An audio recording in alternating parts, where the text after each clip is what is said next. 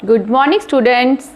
Today we will discuss the fourth chapter of history named Contribution of Sikh Gurus from Guru Angad Dev Ji to Guru Tegh Bahadur जी। आज हम गुरु अंगद देव जी से लेकर गुरु तेग बहादुर जी तक सिखों गुरुओं के योगदान की चर्चा करेंगे। आज जो हमारा टॉपिक होगा वो होगा सिर्फ दो गुरु के बारे में आज पढ़ेंगे, गुरु अंगद देव जी और गुरु अमरदास जी। गुरु अंगद देव जी से लेकर गुरु तेग बहादुर जी तक सिख धर्म में अति प्रसार हुआ है। इस काल के गुरुओं के समय गुरुमुखी लिपि प्रचलित हुई। गुरु साहिब ने लंगर और पंगत प्रथा का प्रचार किया। इसी दौरान मंजी प्रथा भी प्रचलित हुई। इसके बारे में हम पढ़ेंगे कि मंजी प्रथा का जो था गोइंदवाल का निर्माण किया गया, तरन तारण का निर्माण किया गया। कई जो रीति रिवाज थे, रस्मों रिवाज थे, उनको कई नए रूप दिए गए। इसके साथ साथ मसंद प्रथा के अस्तित्व में आई और गुरु ग्रंथ साहिब की स्थापना हुई। इसी के साथ सिख गुरुओं ने सिख धर्म में पाई जाने वाली कमजोरियों को भी दूर किया। सभी गुरुओं के जो योगदान थे वो क्या क्या थे, इस चैप्टर में हम चर्चा करेंगे। जो आज का हमारा टॉपिक है उसमें हम गुरु अंगद देव जी और तीसरे गुरु अमरदास जी के बारे में ही चर्चा करेंगे कि उनका क्या क्या कंट्रीब्यूशन थी हमारे पंजाब में। सबसे पहले हम करेंगे गुरु अंगद देव जी के बारे में। उनका जो समय था वो कहाँ से कहाँ तक था, 1538 ईस्वी टू 1552 ईस्वी तक। 1538 ईस्वी में गुरु नानक देव जी ने भाई लहना की सेवा देखकर उनको गुरुगद्दी सौंप दी। भाई लहना जी का जो गुरु अंगद देव जी हैं उनका पहले नाम भाई लहना था। गुरु नानक देव जी ने उनको अंगद का नाम दिया, जिसके कारण उन्हें गुरु अंगद देव जी कहा जाता है, जो सिखों के दूसरे गुरु हैं। उन्होंने सिखों के विकास के लिए काफ़ी महान कार्य किए। उन्होंने सिखों को अलग अलग संस्था में परोया।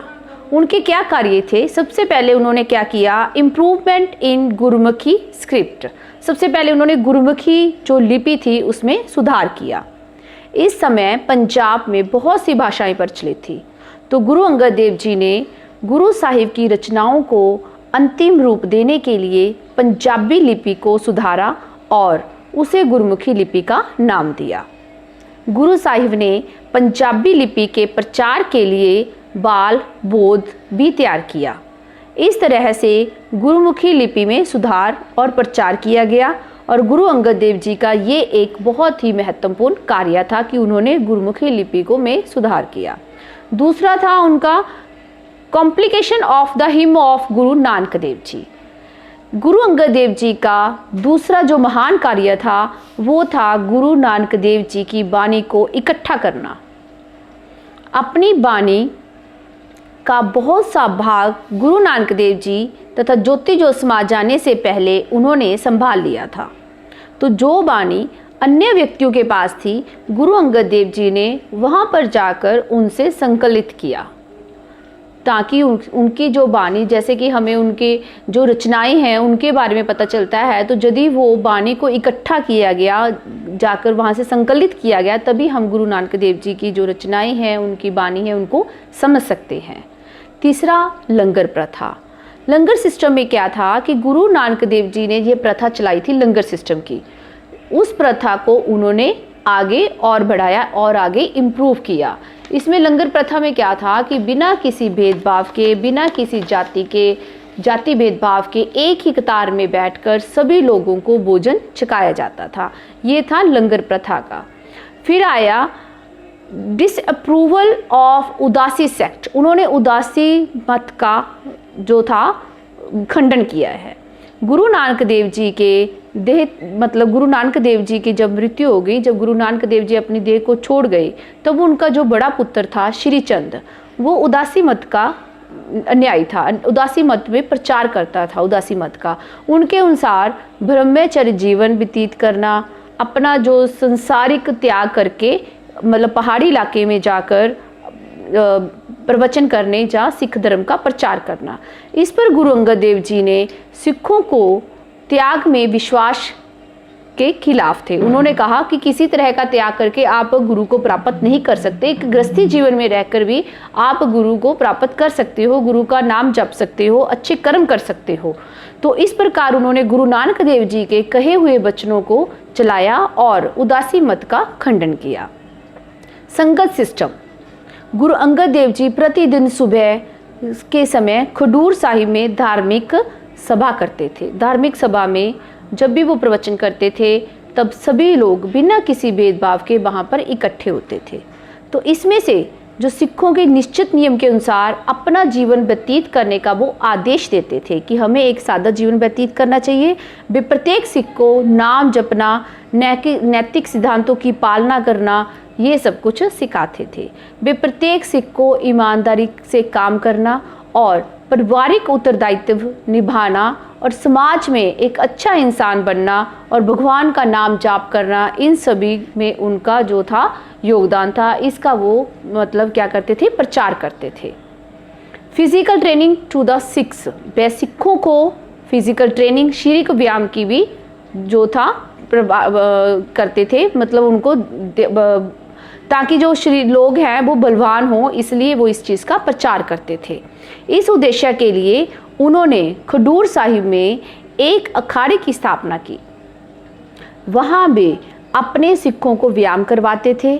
इस कार्य में उनके जो उत्तराधिकारी थे वो कौन थे, गुरु हरगोविंद जी और गुरु गोविंद सिंह। के लिए सिखों में से ताकतवर पुरुषों की सेना का निर्माण करना आसान हो गया था। जब गुरु हरगोविंद साहिब जी आए और गुरु गोविंद सिंह जी आए तो उनके आने से पहले ही इन्होंने खडूर साहिब में इसकी स्थापना की हुई थी, इसलिए उनको भी अपनी जो सेना तैयार करना बहुत ही इजी रहा था। तो नेक्स्ट है गुरु अंगद देव जी की बानी। गुरु अंगद देव जी ने गुरु नानक देव जी की बानी को एकत्र ही नहीं किया बल्कि स्वयं भी उन्होंने 62 श्लोकों की रचना की। गुरु नानक देव जी की बानी के साथ साथ गुरु अंगद देव जी की बानी को गुरु अर्जन देव जी ने आदि ग्रंथ में संकलित किया है, उसमें संभाला हुआ है। जन्म साखी का संकल्प। गुरु अंगद देव जी ने गुरु नानक देव जी की जन्म साखी का संकलन किया। जैसे हमने पहले भी पढ़ा है कि गुरु अंगद देव जी थे वो जगह जगह जाकर उन्होंने गुरु नानक देव जी द्वारा दिए गए वचन, उनकी जो साखी थी उनको संकलित किया था। इसे भाई भाला की जन्म साखी भी कहा जाता है। पर बहुत से इतिहासकार इस विचार से सहमत नहीं हैं। उनके विचार अनुसार क्या है कि जन्म साखी की भाषा गुरु अंगद देव जी के समय की नहीं है। मतलब कई होते हैं जो इसके बारे में क्या करते हैं, मतभेद रखते हैं कि ये जो बानी है वो उस समय की नहीं है, क्योंकि गुरु अंगद देव जी के समय में इस भाषा का प्रयोग नहीं किया जाता था। नेक्स्ट उन्होंने क्या किया, फाउंडेशन ऑफ गोइंदवाल। गुरु अंगद देव जी ने 1546 ईस्वी में गोइंदवाल की स्थापना की। गुरु साहिब ने इस कार्य की देखभाल के लिए विश्वास पात्र सिख भाई अमरदास जी, जो आगे गुरु अमरदास जी बने, उनको भेजा। फलस्वरूप गोइंदवाल के निर्माण के लिए वह नगर सिखों के लिए एक प्रसिद्ध तीर्थ स्थान बन गया। यहाँ पर दूर दूर से सिख दर्शन करने के लिए आते थे। अब 1552 ईस्वी में ज्योति ज्योत समा जाने के बाद गुरु अंगद देव जी ने अपने श्रद्धालु सिख धर्म अमरदास जी को गुरुगद्दी सौंप दी। अब 29 मार्च 1552 ईस्वी को गुरु अंगद देव जी ज्योति ज्योत समा गए। ये था हमारे सेकंड गुरु अंगद देव जी के बारे में, जो उन्होंने सिख धर्म में कौन कौन से प्रचार किए, क्या क्या किया, जिस तरह से सिख धर्म को ऊंचा उठाया जाए। तो उन्होंने सबसे पहले काम किया था कि गुरु नानक देव जी द्वारा दिए गए उपदेश पर ही वो चले थे। जैसे गुरु नानक देव जी ने परमात्मा के संबंध में विचार रखे, उसी तरह से उनके गुरु नानक देव जी के जो विचार थे वही उनके विचार थे। संगत और पंगत प्रथा जो गुरु नानक देव जी ने चालू की थी वो उन्होंने उसको आगे बढ़ाया। इसके अलावा गुरु नानक देव जी थे वो उदासी मत का खंडन करते थे, उसी प्रकार गुरु अंगद देव जी ने भी उदासी मत का खंडन किया है और इन्होंने गोइंदवाल की स्थापना की और उनकी जो बानियाँ थी उनका संकलन किया। अब हम चर्चा करेंगे तीसरे गुरु अमरदास जी के बारे में। गुरु अमरदास जी 1552 से 1574 ईस्वी तक उन्होंने जो सिख धर्म के लिए काम किए, सेवा की। गुरु अमरदास जी 1552 ईस्वी में गुरुगद्दी पर बैठे। उस समय उनकी उम्र 73 ईयर की थी, 73 वर्ष के थे। चाहे उन्हें अन्य कई संकटों या रुकावटों का सामना करना पड़ा था, फिर भी उन्होंने पूर्व गुरुओं द्वारा स्थापित की गई संस्थाओं को स्थिर एवं शक्तिशाली बनाया। उन्होंने अपनी प्रशासनीय कार्य किए, जैसे कि उन्होंने सबसे पहले क्या किया, गोइंदवाल का पूर्ण जो गोइंदवाल में वॉली है उसका निर्माण किया। गुरु अंगद देव जी ने गोइंदवाल में वॉली का निर्माण किया जिसमें एक जल स्रोत है। गुरु अमरदास जी ने उस वॉली का निर्माण 1559 ईस्वी में किया था। इस वॉली की क्या महत्ता थी कि उसमें 84 पौड़ियाँ रखी गई थी। तो वो कहते थे कि हर एक पौड़ी में बैठकर यदि कोई भक्त या कोई भी श्रद्धालु, कोई भी सिख पाठ करेगा, जपजी साहब का पाठ करेगा, तो उसकी जो 84 जूनियाँ, जो 84 लाख जूनियाँ हैं वो क्या आएंगी, कट जाएंगी। तो वो इस जो जीवन है उससे मुक्त हो जाएगा। तो इस प्रकार ये आज भी गोइंदवाल में इस प्रथा को प्रचलित किया गया है। और उन्होंने कहा है कि जो सच्चे मन से मतलब इसमें स्नान करेगा उनकी 84 जूनियाँ कट जाएंगी, अर्थात 84 जोगियों के चक्कर से छूट जाएगा। परिणाम स्वरूप सिखों का एक स्वतंत्र तीर्थ स्थान बन गया। उन्हें पानी के लिए स्वच्छ पानी भी मिलने लगा। फिर वही जो गुरु नानक देव जी ने शुरू किया था लंगर प्रथा, तो गुरु अंगद देव जी ने उसको आगे बढ़ाया और गुरु अमरदास जी ने भी लंगर प्रथा का विस्तार किया। अब लंगर संस्था जिसे गुरु नानक देव जी ने आरंभ किया था, गुरु अंगद देव जी ने उसे जारी रखा और गुरु अमरदास जी ने भी इसको आगे विस्तार पूर्वक बढ़ाया। तो उस लंगर में चाहे कोई ब्राह्मण है, कोई क्षत्रिय है, शूद्र है, वैश्य है, किसी भी जाति का है, तो वो इकट्ठे बैठकर लंगर छक सकते हैं। तो उसके बाद उन्होंने क्या किया, शब्दों का संग्रह तथा संगठन। गुरु नानक देव जी की बानी तथा गुरु अंगद देव जी ने इकट्ठा किया। उसके बाद ये काम पूरा नहीं हुआ था, तो गुरु अमरदास जी ने इस काम को जारी रखा। उन्होंने स्वयं भी 907 जो शब्द थे, बानी थी, उनकी रचना की है, जो हमें गुरु अर्जन देव जी द्वारा संकलित किए गए गुरु ग्रंथ साहिब में मिलती है।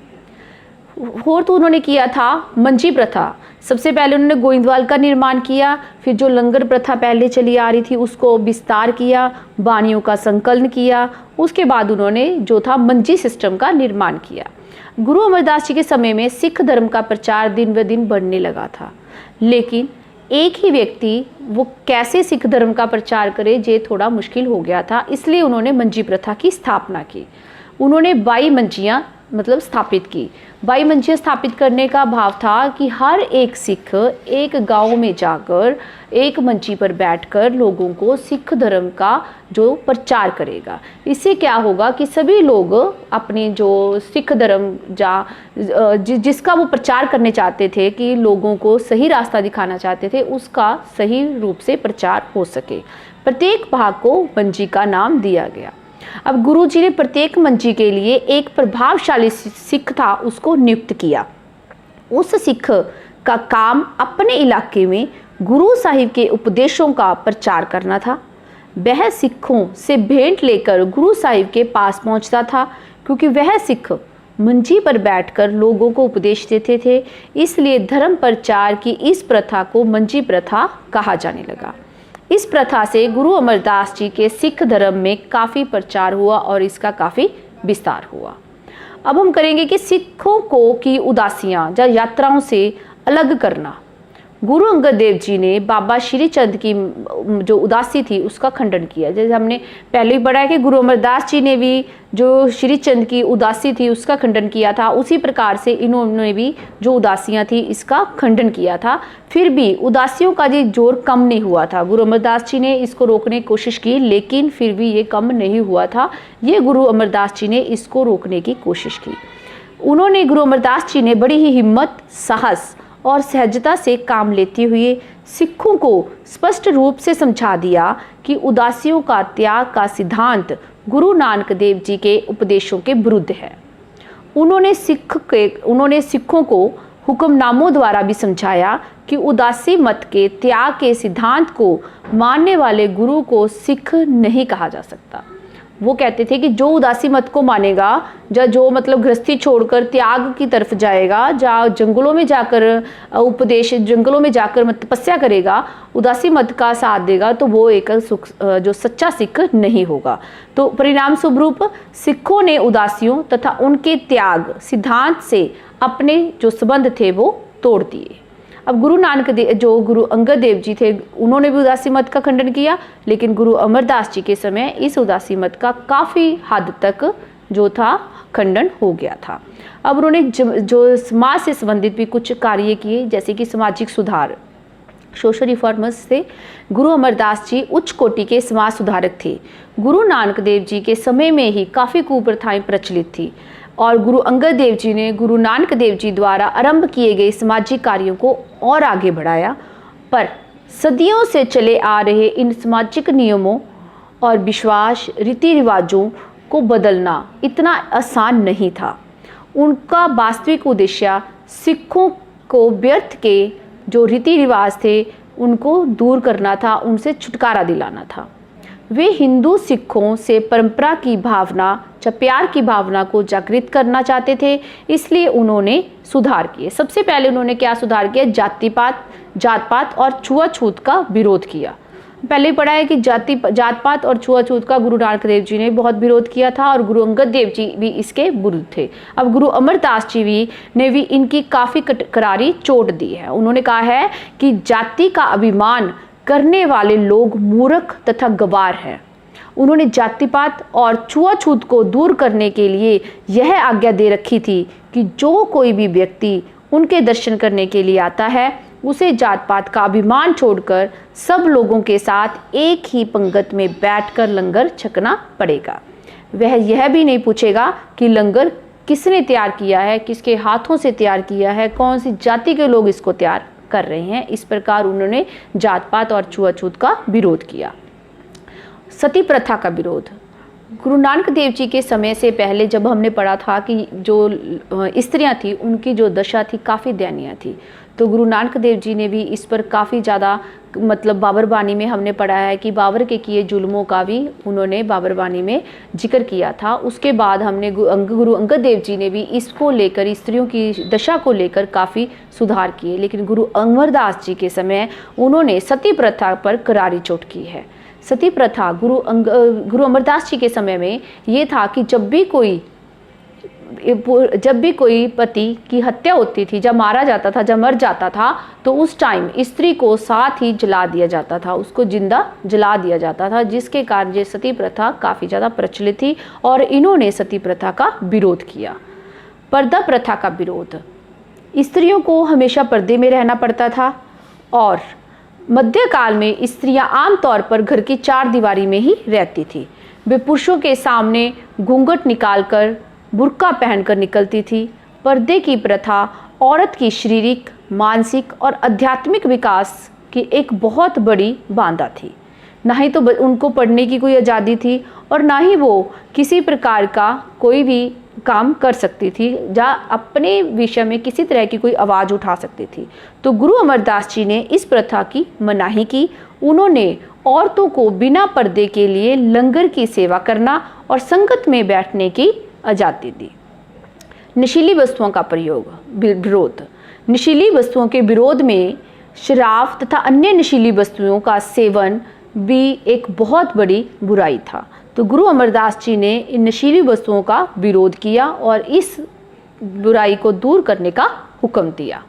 नए तीर्थ स्थान, गुरु अमरदास जी के समय गोइंदवाल का निर्माण हुआ और इस प्रकार गुरु सिखों को एक धर्म स्थान मिल गए जहाँ पर वो स्नान कर सकते थे।